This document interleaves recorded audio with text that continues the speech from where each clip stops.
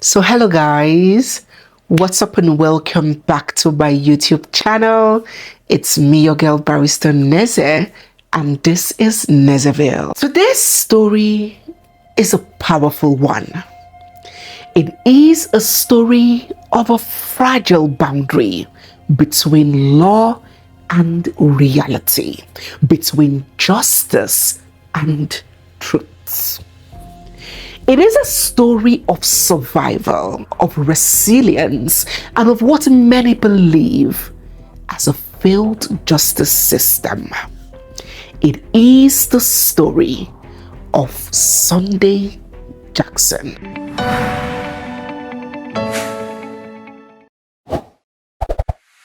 Before Sunday Jackson stood in that courtroom awaiting a sentence that will change his whole life, he stood in a field. 29-year-old Sunday was a farmer from Dong community in Demsa local government area of Adamawa State. And in the quiet stretch of land where Sunday grew, farming was not just an occupation. It was life itself. It was survival. You see, in Adamawa State, where Sunday hails from and lived, poverty is not a new concept. Education is limited, facilities very scarce, opportunities narrow. Their land is their only steady employer. Their soil offered something consistent in a system where their government offered so very little to nothing. And Sunday embraced it with passion and pride. He had watched his parents and his grandparents before them farm for a living. His land was his only inheritance. For over a decade, Nigeria has seen heightened, unresolved tensions between farmers and herders. But the truth is that cattle rearing and Fulani pastoralism is not new in Nigeria. They have existed for centuries, where herders move occasionally, seasonally, along grazing routes. Even growing up, we used to see them. I used to see them. They stop by, they ask for water, they ask for food sometimes. So what changed? How has this age-long culture turned into this full-blown bloodbath? Some people say that it is due to population growth, that farmlands have now extended into grazing routes, encroaching on where the Fulanis usually graze. Farmers have now extended their farmland, while some others say no, it is the other way around, that the Fulani herdsmen are now encroaching on farmers' land.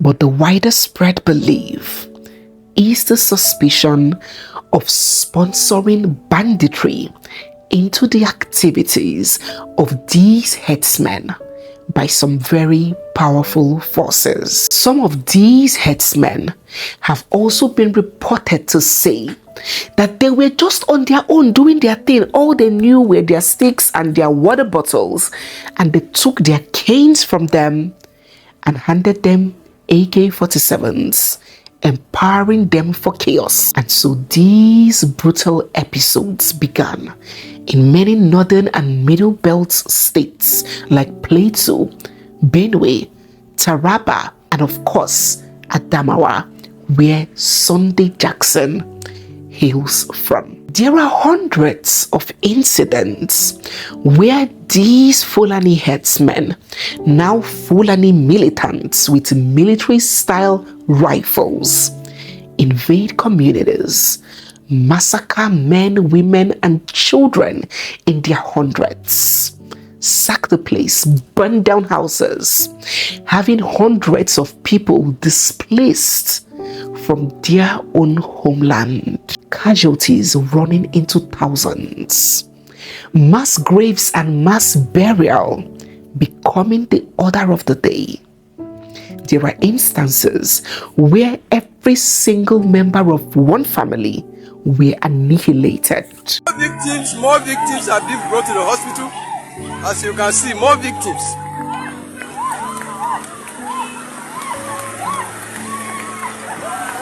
And as time went by, these attacks became even more brazen. Kidnapping of locals and travelers for ransom became everyday occurrence and big business. Men could no longer go to the farm. Women could no longer go to the stream for fear. Young sons butchered at will, and daughters and wives raped unconscious in their farms. Come and see pictures of genocides, including small children. Very soon I will make a press release. I will present how small children are among those that are killed. I will present the recent killings that Nigerian government don't want the world to know. This was no longer an economic conflict. It had become an organized violence. And the truth is that religion could not be taken away from the discussion, especially because the Fulani herders are Muslims, and most of the farmers and the communities that were getting attacked are predominantly Christians. And so there is the religious polarization. I've performed several genocide burial more than 70 times. Imagine some of the graves are 501 people killed in one night. The Nigerian government downplayed that one because the Islamic are controlling the government. And the most painful, most heart-wrenching and shocking of all, according to many of these locals, these indigenous farmers, they have testified that these attacks often happen unconfronted. And even after the massacres, after the killings, when locals, bleeding, charged with fury, mobilized themselves to confront their attackers, they claim that the military stopped them from making any move, and in fact threatened them that if they go further, if they go after the Fulani bandits, they will be killed. Now this is as reported by some members of these communities. 26th of May 2025, Fulani terrorists invaded our community. They attacked us on that very night around 10 to 11. I was seated on a mountain very close to our house when they invaded the community. My dad and my mom, they were inside the house. And the people that they entered the community, they were many. In fact, they were uncountable, cannot count them. When they attacked the house, my dad and my mom, they were sleeping in the house. So when they entered the house, my dad were there. They started shooting sporadically in the house. The patterns was the same. Gunshots, screams, panic, burials, and then press release. I'm still alive, and I'm going to perform today the latest burial in the name of the Father, the Son, and the Holy Spirit. Government officials quicker to step before a microphone than step up to the situation. They promised investigations. Of course, they condemned the violence. Yes, they assured the people that security operatives and security agencies were on top of the situation, despite they were always behind it. Assurances and more assurances were given, and then silence. No lasting protection, no heavy visible prosecution of the perpetrators. Nothing really changed, and every day these farmers walk into their own land, not knowing if they will return. They are saying that they are opposing my own government, exposing them. Okay, are they not exposing us to Fulani terrorists by refusing to come to our aid when we cry out? It's exposing us. Let them continue killing us. Then they turn their face as if nothing is happening. And so communities began organizing vigilante groups because they no longer believed that help or protection could come from the government charged with the responsibility and the duty to help and protect them. And then fear turned into anger, and anger quickly turned into readiness. It was in the heat of this reality that Sunday Jackson stood on that fateful day. You see, when Sunday went to his farm on that eventful day in 2015, he did not go looking for a fight. He just went to work on his farm in his own land. And so while he farmed, a Fulani herdsman named Buba Ado Bawuro majestically drove his cattle into Sunday's farm and into Sunday's crops, destroying most of his farm produce while his cows grazed on what was left. Sunday confronted Bawuro, asking him to leave. Bawuro refused, and an argument ensued. Bawuro, the herdsman, violently attacked Sunday Jackson, who was completely unarmed.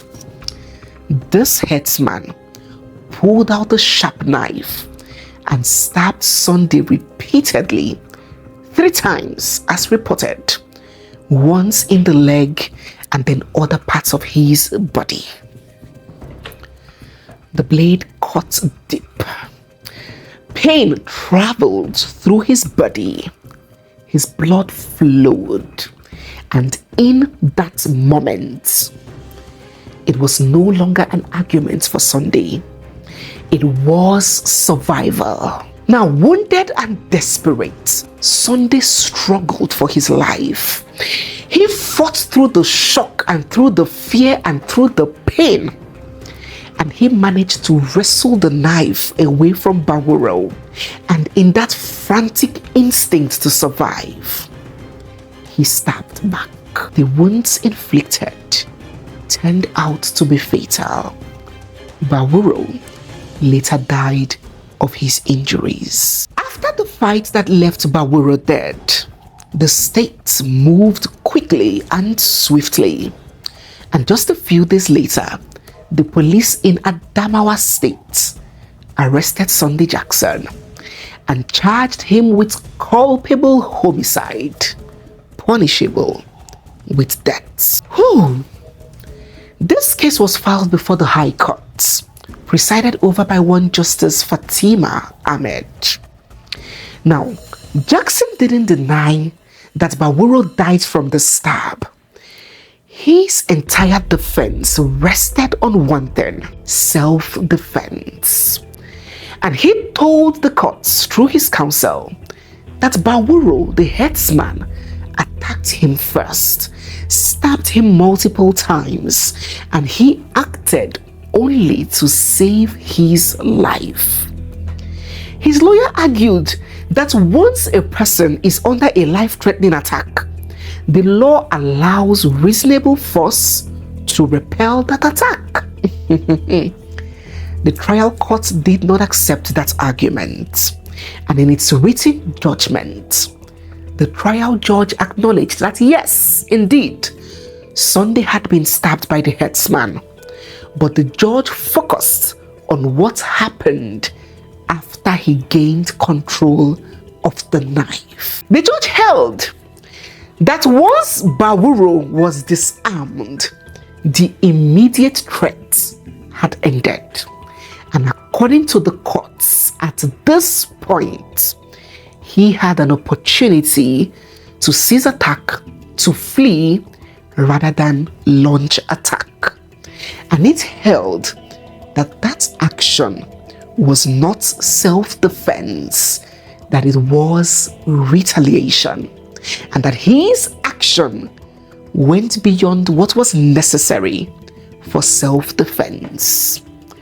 And on that basis, Sunday was convicted and sentenced to die by hanging. Sunday appealed the decision. And at the appellate court, his legal team argued that the trial judge downplayed the reality of violence encounters. His lawyers maintained that self-defense does not require a victim to calculate calmly in the middle of a stabbing. That Sunday had already been stabbed in the leg, so how was he expected to flee with such impediments to his movement? His counsel urged the Court of Appeal to set aside the decision of the trial court and acquit Sunday. The Court of Appeal rejected that argument, upholding the lower court's judgment. It affirmed that Sunday was guilty of culpable homicide and should die by hanging. At this point, he had one more layer of hope, one last level of appeal. The apex court of the land, the Supreme Court. And so his counsel filed that last appeal. Sunday Jackson's case eventually reached the Supreme Court on the 7th of March 2025. And at this point, Sunday had already spent 10 whole years of his life, his youth, his energy in prison. He had suffered despair. He was hanging on the last shred of hope, and yes, he was hopeful. 5 justices will hear his case, will sit on his case, and all he needed to be acquitted was just a simple majority. He needed just 3 out of these 5 justices to see reason with him and to vote to overturn the decision of the lower court. The Supreme Court heard the case, and when it was time to deliver verdicts, the Supreme Court agreed with the trial judge's conclusion. Justice Mohammed Idris, delivering lead judgment, insisted that once Sunday had seized the knife, he was no longer in imminent danger and could have escaped. But by choosing to stab Bawuro, the court held that he had crossed the legal boundary of self-defense. And so all the justices, all 5 of them, except one, except the only female justice in the midst, Justice Helen, affirmed the conviction. So all 4 of them, the 4 men, confirmed the sentence, while the only lady sitting sitting on the trial, Justice Helen, was the only one that voted that decision be quashed. But of course, it was a 4-1 vote, so majority carried the vote, and then appeal dismissed, conviction upheld, death sentence stands.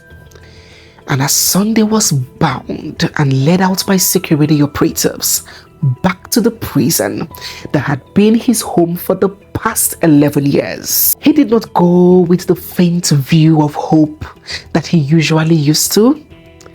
He went with the clear clarity that this was it. There was no next. It was all over. Sunday's conviction, as expected, sent shockwaves and disbelief throughout the country and even beyond. It felt like the system was punishing a victim for surviving.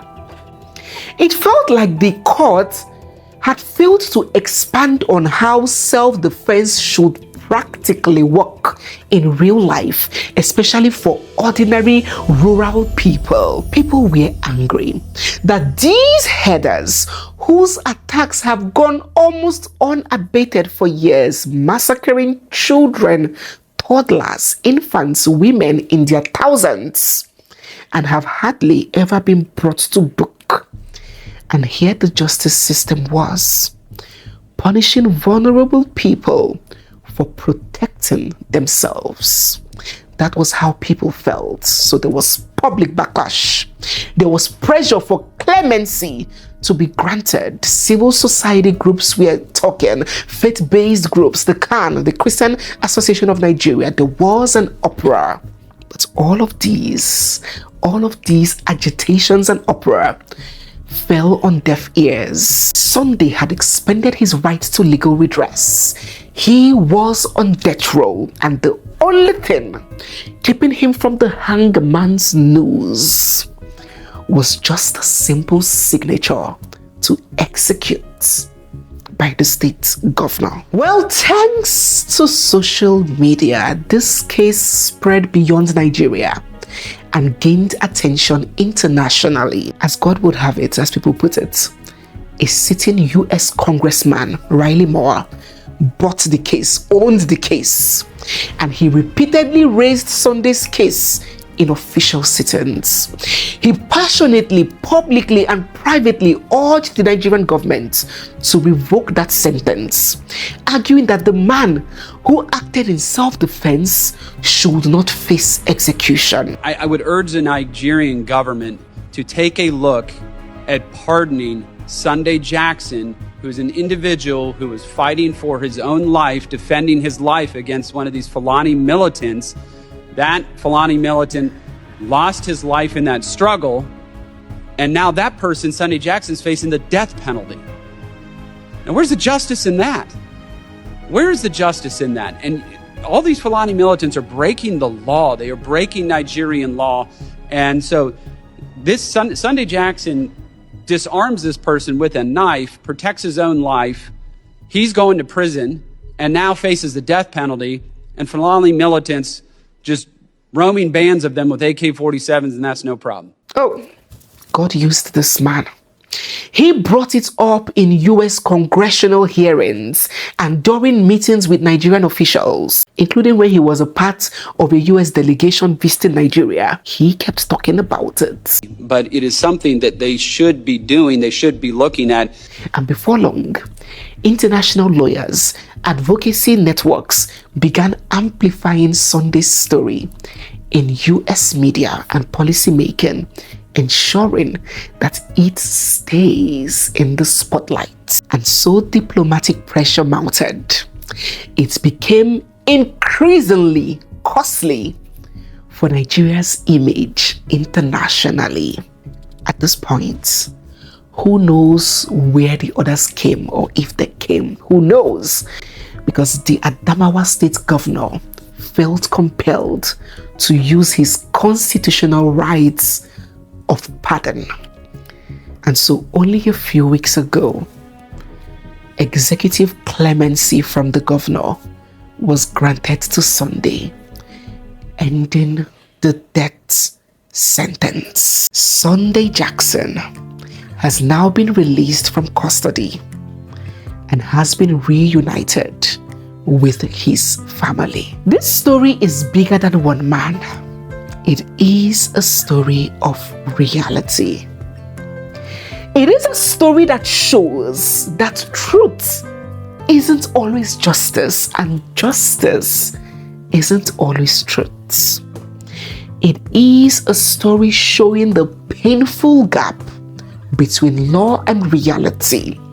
A story that forces the uncomfortable question of what self-defense really means in a country where help may never come. It is a story that questions what really is the aim of justice. Is it to protect people or to blindly force rules without context? It is the story of Sunday Jackson, an ordinary farmer in a rural village in Nigeria, whose case shook the world. Let us drop our thoughts down in the comment section. So guys, yes, we have come to the end of today's video.